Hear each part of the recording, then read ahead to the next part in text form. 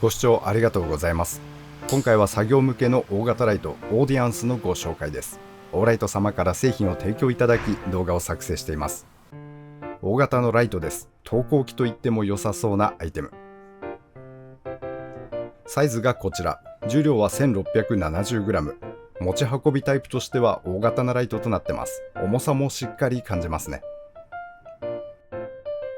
外観はこんな感じ。レンズ面がガードで覆われたいかつめながらもシンプルなデザインです。持ち運びに使ったり、時には固定用の足になる大柄なハンドルが特徴的。全体的に樹脂が目立ちますが、プラスチッキーな感じはなく、安っぽさは受けません。インターフェースもシンプルで、本体に備わるのはダイヤルが2つのみ。あとは上面に充電、出力用の USB ポートと背面に LED のバッテリーインジケーター、その下にはリモコンがついています。ライトをつけてみます。緑のダイヤルがオンオフのスイッチとなってます。時計回りに回すとカチッという音とともにライトがオン。さらに回すと光量が上がっていきます。ダイヤル調整幅は270度くらい。電源のオンオフ位置のみクリック感があるおかげで消し忘れはまずないですね。調整幅も広すぎず狭すぎず扱いやすいダイヤルに感じます。ライトの明るさはこんな感じ。ローで230ルーメン、ハイでは3000ルーメンもの明るさとなってます。大容量バッテリーのおかげでランタイムもかなり長め。ローモードであればおよそ46時間の点灯が可能です。ついで色温度の調整をしてみます。2700から6000ケルビンの範囲で調整が可能。ライトの色味調整は隣のグレーのダイヤルで行います。クリック感があり調整を行ったのが分かりやすいです。映像で見てますと色温度の変更で随分とその印象は変わりますね。ライトの操作はもう一つ方法がございまして、背面にリモコンが装着されています。マグネットで軽く止まっていましてスライドして取り出します。着脱は小気味良い感じ。リモコンの操作は単純です。上下で光量、左右で色温度を調整します。明るさ、色温度ともに10段階の設定が可能。単押しで1段階ずつの調整、長押ししますと最大・最小までジャンプとなります。リモコンの到達距離はおよそ10メートル。レスポンスよく、操作感は悪くないです。充電関係を見ていきます。入出力のポートがこちら。入力は USB の Type-C メス。30W のパワーデリバリーに対応しています。バッテリー容量はおよそ 100Wh の大容量ですから、満充電まで最速でも5時間半かかります。1A で充電してますと起きてもまだ終わってないこともあります。合間合間で継ぎ足しながら充電して使ってるですね。ちなみに充電しながらの点灯も可能です。出力として USB の Type-A メスを持ちます。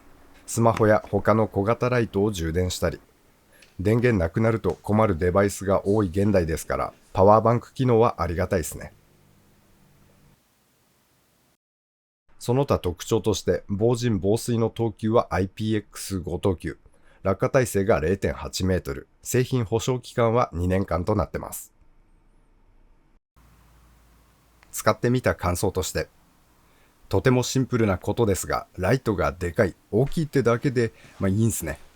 明るい、光量が大きいと作業がしやすくなるということをオーディアンス使ってはっきりと感じました。大は小を兼ねるという表現が適切かは分かりませんが、明かりに関してというか作業灯に関してはこれその通りかもしれないと感じています。オーディアンスは照らす範囲がとても広い。これが本当に使いやすいです。作業する範囲、オートバイなら車両1台分を優に照らしますし、車ならエンジンルームやタイヤハウス周辺を余裕で照らす能力があります。ライトは小型で使いやすいもの。例えば同じオーライトさんの製品で言えばスイベルみたいなアイテムが持ち運びやすさという部分含めて最良と思っていましたが、大きなライトを使ってしまうとその考えが揺らぐっすね。小型の据え置きライトの光量では物足りなさを感じるようになってしまいました。光量はだいたいミドルレベルで使っています。ダイヤルだと半分、リモコンですと4から5レベルくらい。これで作業するには十分な明るさだと感じてます。電池の持ち的には毎日 1,2 時間くらい使って1週間で1回から2回充電をしている感じです。インジケーターがありますので電源管理は楽ですね。残り2メモリになったら充電を意識してやっています。機能としてはリモコンが地味に便利。最初はただの面白機能だと思ってましたが、結構頻繁に使ってます。撮影のライトとして使っていると、ライト本体から離れてしまうことは多くあります。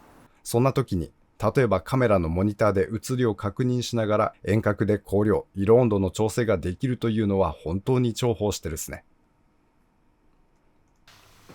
持ち運びにはやはり向かないです。整備作業に使うにしろ動画の撮影にしろ、明かりは上からの方が使いやすいと感じてまして、必ず三脚と組み合わせて使ってますが、工具箱持ってこれ持って移動というのは結構きついですね。オーディエンスは車に入れっぱなしにしちゃっています。車移動が基本、もしくはほぼ据え置いて使う方に向いたアイテムだと感じています。使っていて一つ懸念に感じていますのは、雨にそんなに強くないかもしれないというところ。メーカーのサイトに中程度の雨に長時間さらすことは適さないと記載があります。防水の等級は IPX5 なので、雨の中で使っても問題なさそうには思うのですが、上面なんかに水が溜まってしまうのでしょうか。わかりませんが、とにかく使用は小雨までと取れる表現がされています。作業灯としてはこれはちょっと弱い部分かなと感じました。それから一点、ちょっとした不満とまでいかないこととして、三脚につけるためのアタッチメントの位置があまり好みではありません。